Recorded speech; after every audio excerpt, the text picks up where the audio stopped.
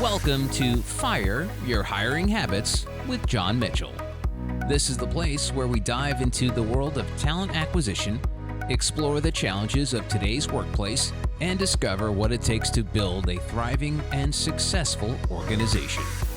So my guest is Siobhan McHale, a renowned expert in workforce transformation, having helped thousands of leaders across 4 continents create more agile and productive environments.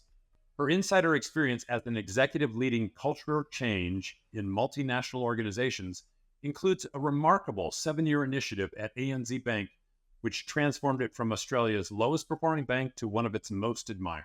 Siobhan, welcome to the podcast. Great to be here. Thank you, John. So I'm going to dive right in with some questions here. This one may sound a little odd for the listeners at home, but tell us a little bit about how your childhood experiences on a farm in Ireland influenced your approach to organizational change. Yeah, so as a child growing up in Ireland, I was fascinated by the bees as they swarmed in the orchard on my family's farm. And this fascination with natural ecosystems actually led me to a career studying human ecosystems. So I began to study organizational psychology and went on from there to become a consultant. And then after that, rolled up my sleeves and became an insider and the executive in charge of change. So this fascination with ecosystems and human ecosystems started with the bees, John. And I actually farm bees myself on my property. So I love that's one of your inspirations for your book. But before we get down to the book, can you explain the concept, and maybe this is actually leading us into it, the concept of hive mind and how it applies to workplace dynamics? Sure. So my major premise is in the book is that IQ and EQ are no longer sufficient for today's complexities, and we actually need GQ or group intelligence in order to be able to navigate today's pace of change and the complexities of what we're facing in the workplace today. So what is it that, so you mentioned, a lot of people, for the longest time, it seemed like it was just, everything was based on IQ, as you say. And, it's like, oh, we'll just logic it all out and that will give us the answer. And then, we got EQ, the emotional intelligence came out, and that seemed to be all the rave. How is GQ a little different? Yeah, so IQ and EQ, as you mentioned, the EQ in particular is very much around the interpersonal. So it's very much about understanding your own emotions and understanding the emotions of others. And that was certainly a step forward. And both of those are necessary, but you actually need to add group intelligence, which is held at both the individual level and the collective level. And it's really this ability to be able to understand groups and to be able to intervene in groups in order to help them to deliver, to grow, and adapt. So how can leaders then effectively harness group intelligence to drive meaningful change? Yeah, well, I think an example might serve us here, John, and I might go to the ANZ Bank example that you mentioned. Perfect, because it was going to be my next question anyway. Oh, fantastic. So when I joined the ANZ Bank, the organization was in disarray and bank bashing had become a national sport. And the executive team had tried a number of things to bring about change and to increase customer satisfaction. But each thing they tried failed, particularly a restructure. It had caused the organization to go backwards. So we took a step back and looked at what was really going on in the organization. And what we noticed was a pattern that was running the company, which was what I call the order taker pattern. So the head office had stepped into the role of order giver, and the 700 bank branches had stepped into the role of order takers. And essentially the agreement or the pattern between these two parts was that we accept orders from head office. So we just run to the what head office dictates or tells us to do. So very much a top-down perspective. Yeah, very We'll much with tell the you what to do, and we'll receive it, and we'll just do whatever you say without thinking about it too much. exactly. So the branches had stepped into the role of victims and they had just lost all energy. So we really needed to notice that pattern and to solve for that rather than technical solutions, which the executives had been putting in place. Gotcha. So, I understand that, this experience you had at ANZ Bank was so remarkable that it's or so impactful that it's even being used as part of a case study at Harvard by Cotter, who's like the father of change, right? So, congratulations on that. But around that, when you're talking about large scale organizations, how do you actually measure the success of change?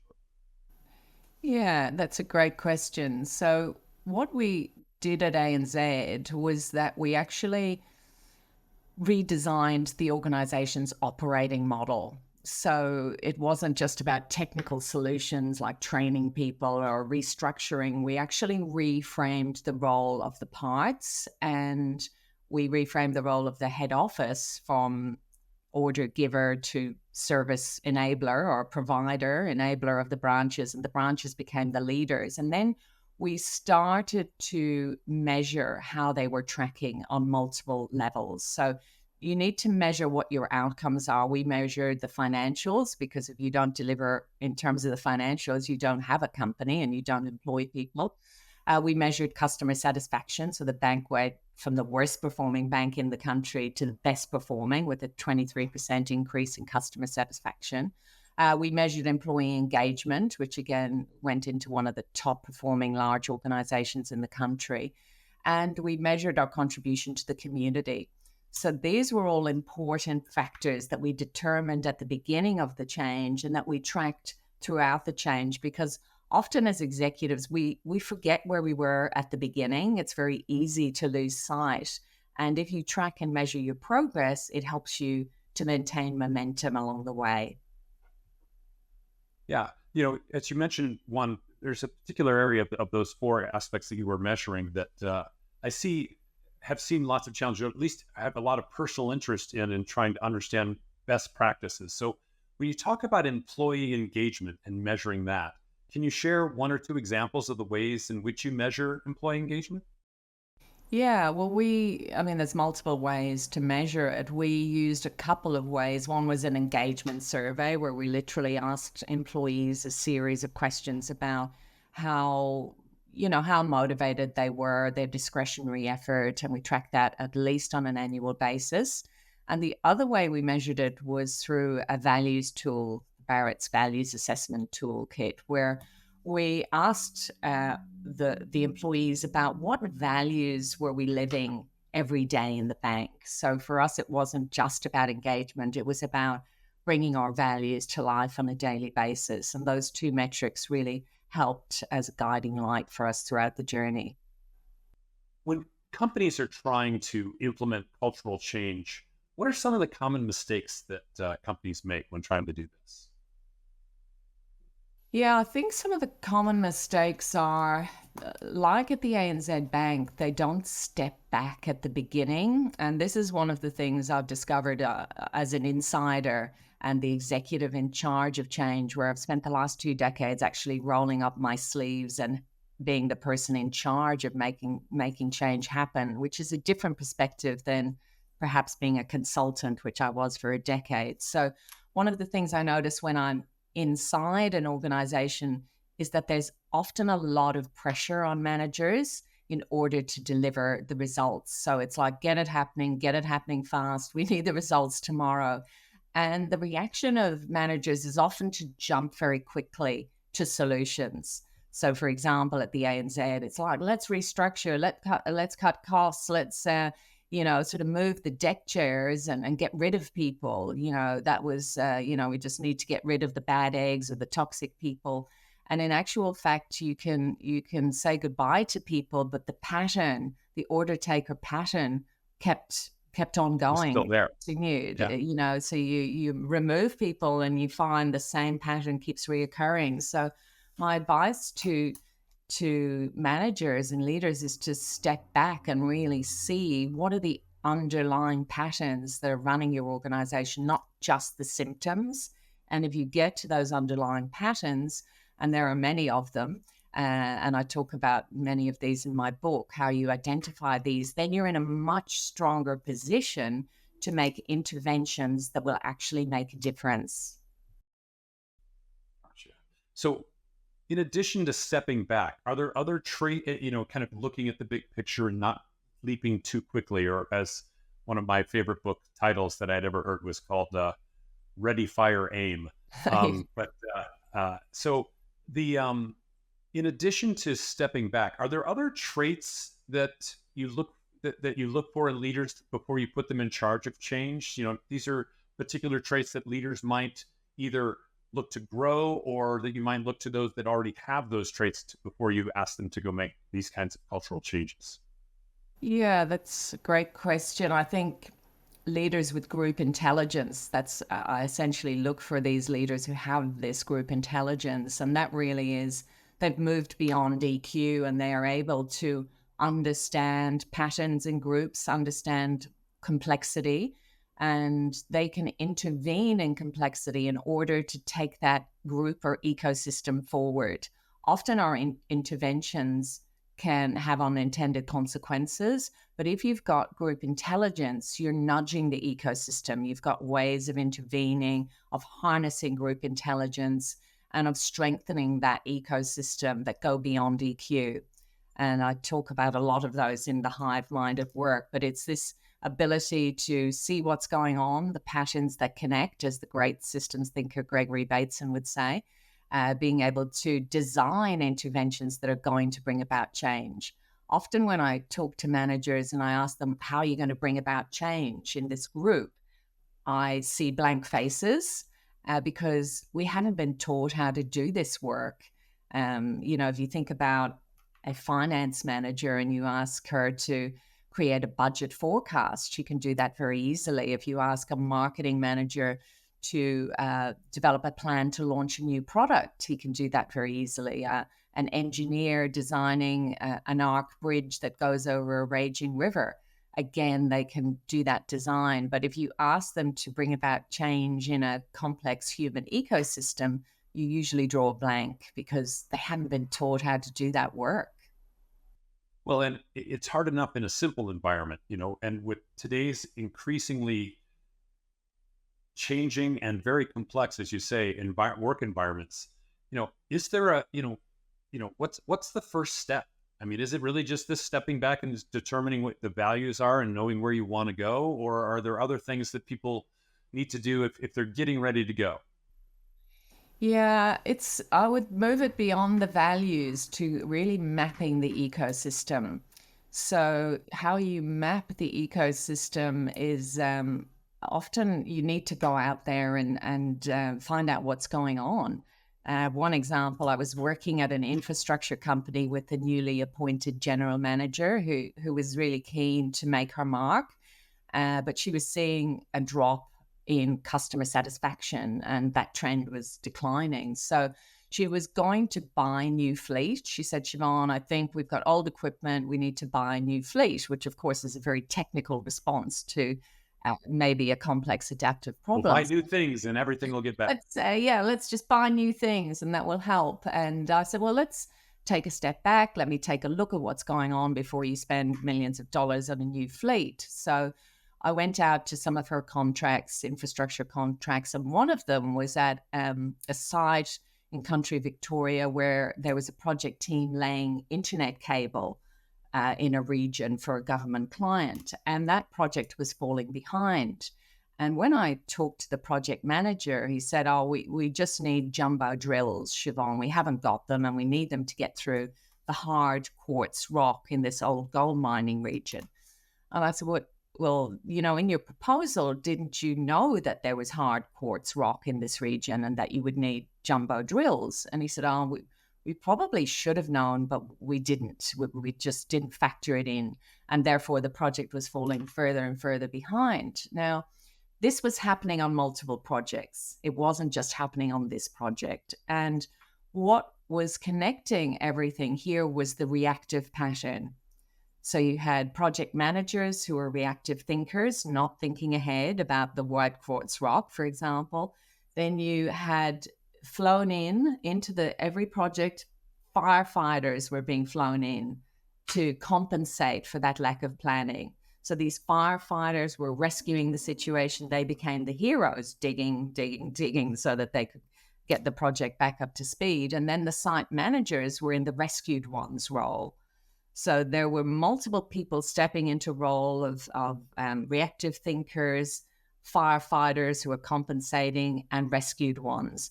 And this reactive pattern that was being co-created was going around and round and not being remedied. So once this general manager saw the pattern, she was able to intervene much more effectively to create a different pattern in the organization and not rely on new equipment as her solution.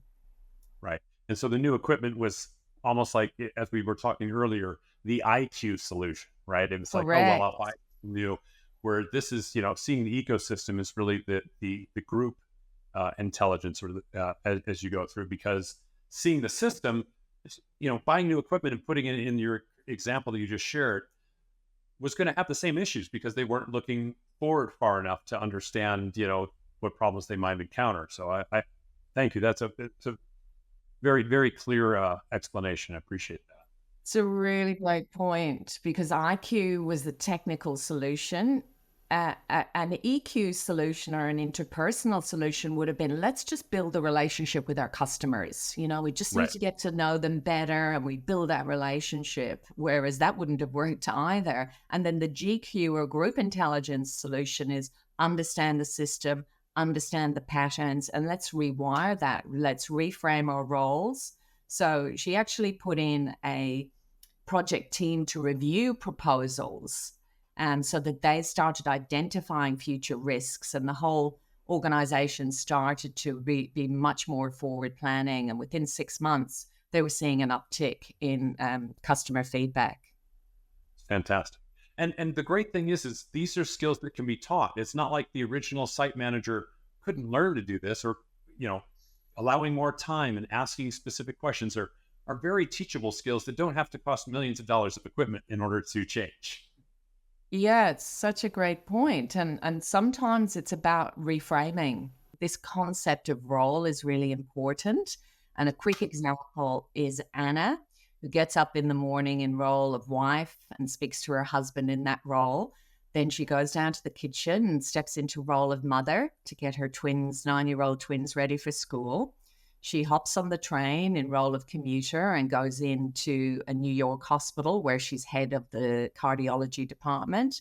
And that morning she meets with a group of students and steps into role of teacher.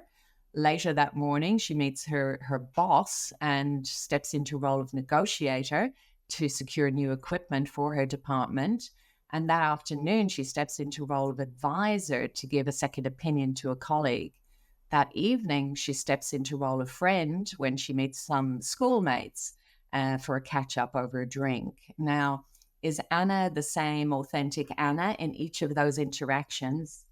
Yes, she is, but her behavior changes according to her role.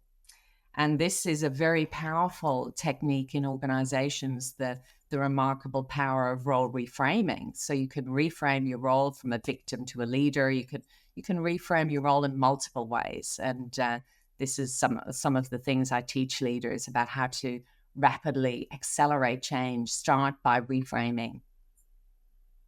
That's great. So you've been working on change for a number of years in a lot of different ways. Can you share a counterintuitive insight that you've gained about workplace transformation? Yeah, I think what's counterintuitive is one of the big things I found is that there is a myth that change takes a long time. And sometimes, if you know how to intervene in complex human ecosystems in the right way, you can actually get very rapid change. And I'll give you an example from the ANZ where John McFarlane, the CEO, who was a master of group intelligence, we were going along doing this change program. And one of the lightning rods for the community was the closure of rural branches, bank branches. So John McFarlane agreed with the other bank CEOs, we are not going to close any more rural bank branches because that's just causing a lot of community concern. One of the big banks broke ranks and they decided to announce that they would sell 53 loss-making rural branches. The very next day, John McFarlane announced that he would buy those rural branches. Now, that deal never eventuated for a number of reasons, but what that did was create a tipping point where people in the organization, the 32,000 employees, thought, well, this is a CEO we can believe in. This is a change we can invest in, and this is something that I'm going to get off the fence and get more involved in. So that was a tipping point for the change, and almost overnight, the change started to gain momentum. So this thing that change always takes a long time. Sometimes you can reach critical tipping points that can accelerate the change in an extraordinary way. So don't believe the myth, I would say. Well, that's fantastic to hear because I'm one that's heard that myth many times. It's like, oh, to change a culture, it just takes all this time and all this effort, and you're better off almost just starting a new company before you're going to affect change in any reasonable time frame. So that's comforting advice for those who are leading organizations to know that they can affect the change, and it doesn't have to take an eternity. Wonderful. Absolutely. And I talk about the remarkable power of role reframing. You can reframe your role in an instant. You can reframe the role of a team, of a whole department. And that role reframing can lead to incredibly rapid results. So even with the company I'm working with at the moment, Dulux Group, where it's a paint company, and the executive team wanted to bring about growth and change. So we reframed the role of the top 200 executives from delivery managers who produce paint and deliver it to the big box retailer to three key roles that they play. One is delivery leader. Of course, we need to continue to make paint and deliver it to the big box retailers. The second is people leader. And the third is growth leader. Now, what do they do? How do they take up that role? Each person in the top 200 has to reframe and redraw their mental map of their role to include growth leader and take it up in their own unique way. But because of that, in a short number of years, we have doubled in size, doubled in the number of employees, doubled in revenue. And part of that is about reframing our role. Fantastic.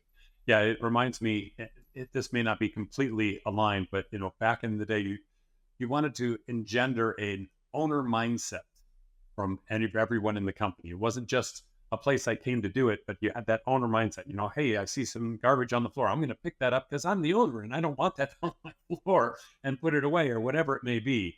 But yes, I love the whole idea that we can, in your very clear example from was Anna with the two twins, where she just walked through all those roles, and I think many of us can see ourselves reframing how we interact and what we do in many roles, from minute to minute. And so if we can leverage that power in our organizations as well, and not pigeonhole individuals into a limiting role, but people are creative. I think it's, I believe that our workforce is our big differentiating capability.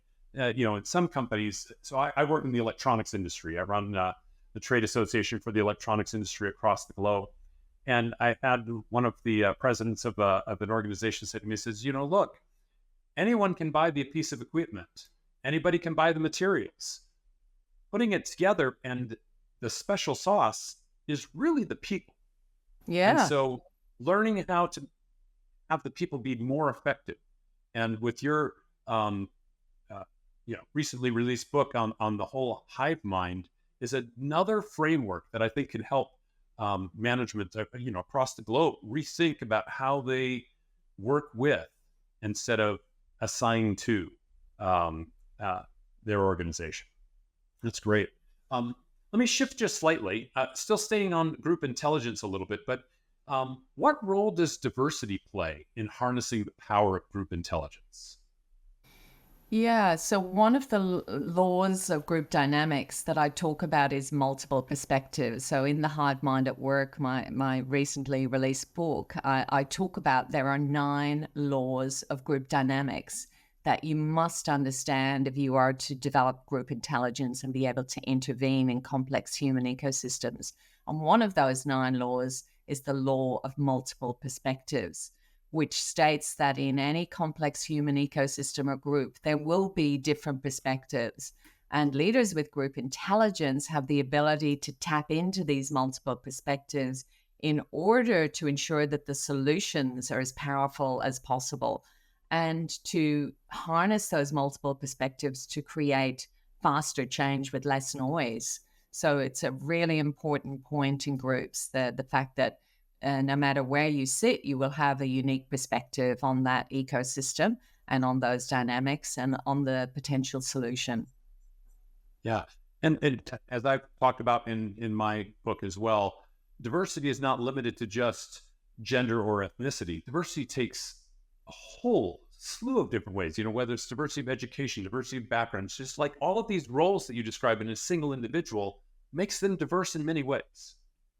Yeah, and often we can speak from different roles. People can give you feedback from different roles. You can ask them to speak from their role as a manager, speak from their role as an employee, speak from their role as, often in organizations, we sit in multiple subsystems. We can be in an executive team, but we're also in charge of a business unit. So what role are you speaking to? Are you speaking in your role as the group exec member? Are you speaking in your role as head of a business unit? And sometimes the responses from those two roles could be very different. Yes, very, very true. So, as we're trying to affect change in an organization, are there specific challenge or strategies that you can recommend for overcoming resistance to change? Yes, so resistance is often the ecosystem's response to change. And that ecosystem or group has developed ways that have worked for it up to this point in time. So these strategies have not come about, or these ways of doing things have not come about by accident.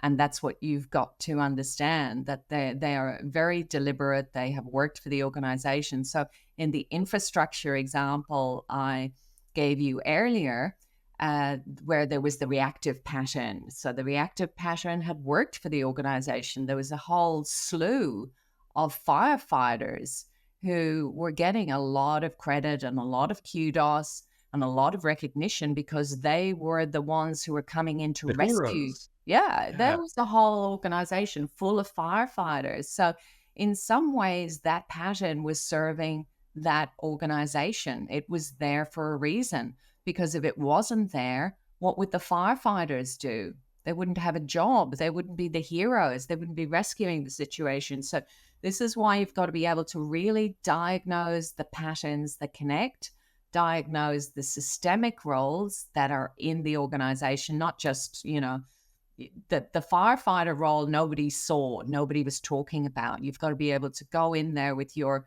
GQ lens, group intelligence lens, and be able to see this underlying dynamic and what is keeping the organization from really thriving. And once you see that, then you've got the keys to unlock change. Very good. So we're going to take a little experiment here for a moment, and we're going to go time traveling. Let's go back 30 years, and you're encountering yourself 30 years ago, and your approach to organizational change 30 years ago versus your approach today. How has it changed or evolved?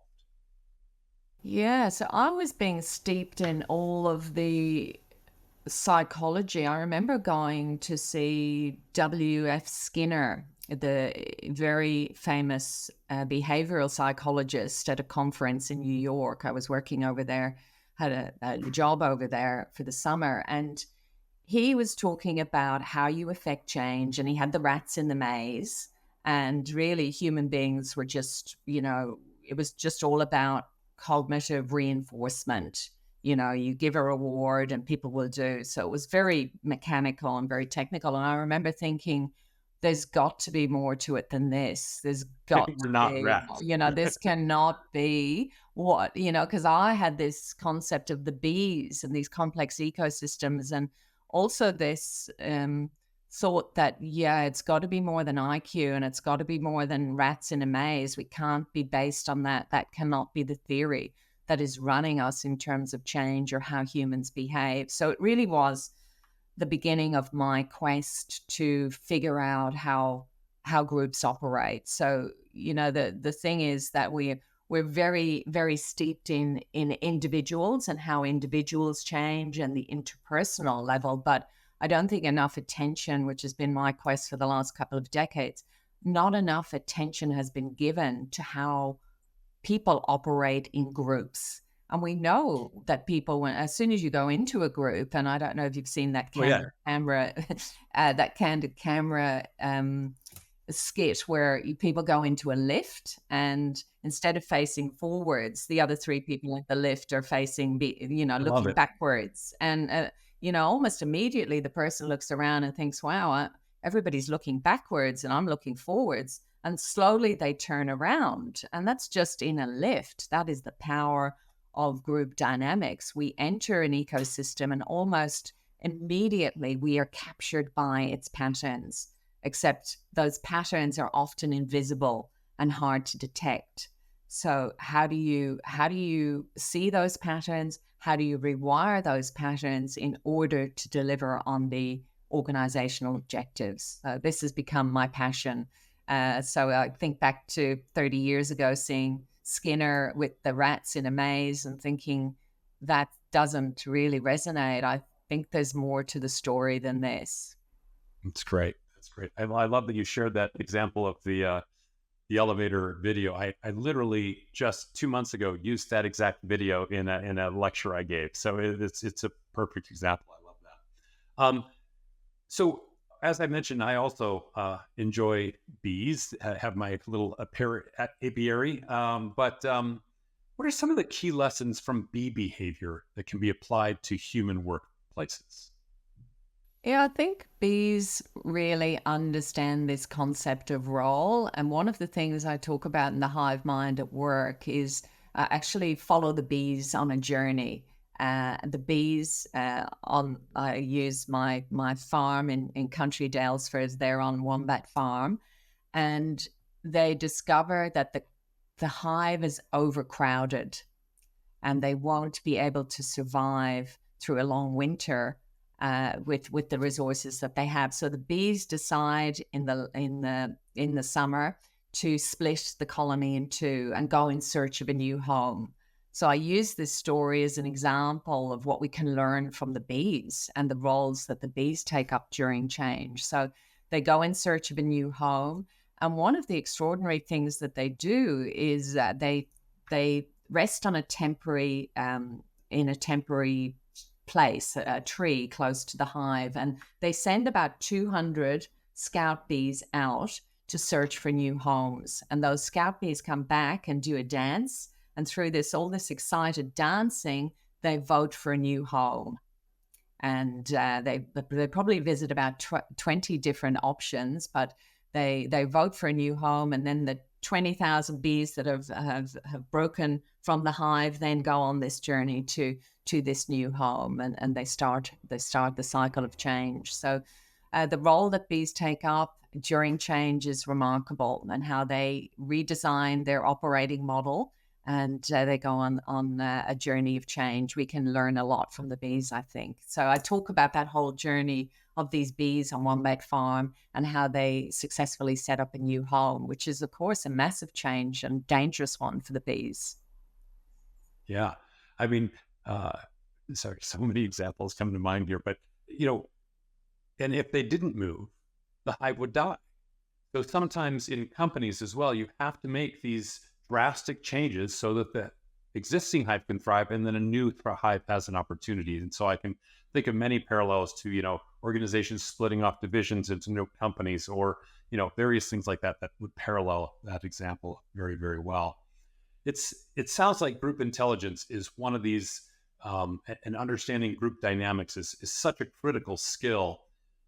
How can hiring managers hire for this or recruit this kind of intelligence? What should they be looking for?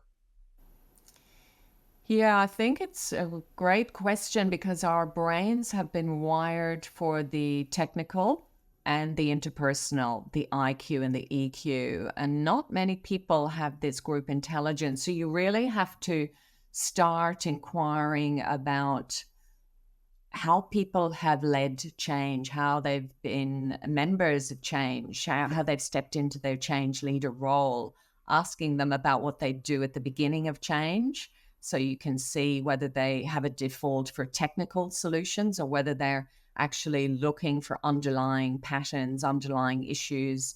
That's one of the keys. And then how they take up their role as a change leader, even if they're not the official leader, how do they play a role during change? Are they one of these people that sits back on the fence, or do they actually step into their change leader role in their part? Are they more the victims? Oh, well, it just was done to me and I just sort of had to accept the change, or do they step up to take a more active role? And then how do they embed change over the longer term? Because often in organizations, change comes along and then it fizzles out. You actually need to put in the infrastructure to ensure that change is embedded over the longer term. So these are not things that we've been taught to necessarily see or to recruit for, but I'm hoping with this book on group intelligence that there will be more research, John, into this area. It's very emergent. There has been some work done on group intelligence, but it's more at a research basis, the wisdom of crowds and talking about that, but very few on the application of group intelligence in organizations. So I'm hoping that this book will start a movement to create a greater focus on group intelligence within workplaces. Yeah, The Wisdom of Crowds, one of my all-time favorite books. I think I cite it probably twice in my book alone. I love it's a whole different way of thinking. So if there's a piece of advice that you would give to a company looking to overhaul, you talked about change doesn't have to take forever. If a company is looking to overhaul its hiring practices to build a more agile workforce that can implement these kinds of changes quickly, is there a piece of advice you would give to a company looking to overhaul the way it does things like that?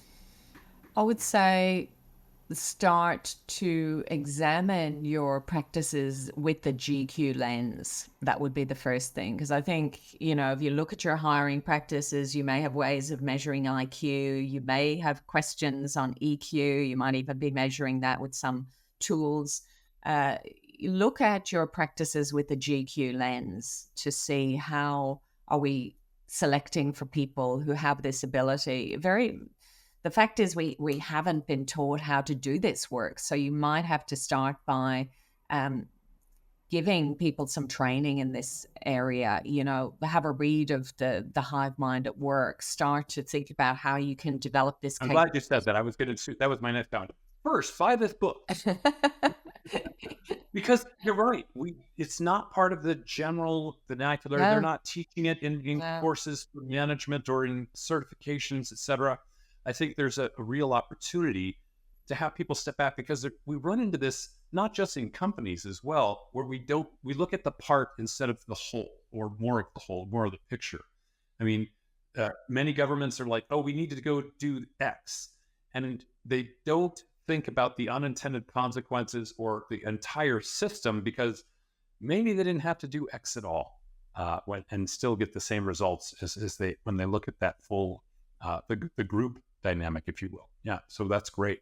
How do you see the future of work evolving, and how can companies prepare their hiring strategies or their current employees accordingly as the future of work evolves, or the future of the workforce?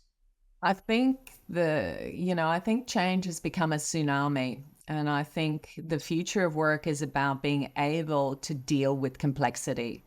And I use a spider web analogy. You're faced with a spider web of issues and complexities. And when you look to the left, you see a drop in customer satisfaction. When you look to the right, you see a toxic culture and bullying. When you look underneath you, you might see a drop in productivity. You look up above, you can see some safety issues on the increase. So which of those threads in the web do you pull? And you pull one, you're getting even more and more tangled, So the future of work is being able to understand that it's not a tangled web. It's actually a perfectly co-created pattern. And this is the paradox in complex ecosystems like cities or financial markets or workplace cultures or even families, that what looks like complexity is often underpinned by simple rules or patterns that make perfect sense once you see them. So we need to be able to hire people who understand and can navigate in that complexity, which is what GQ is all about. It's fantastic.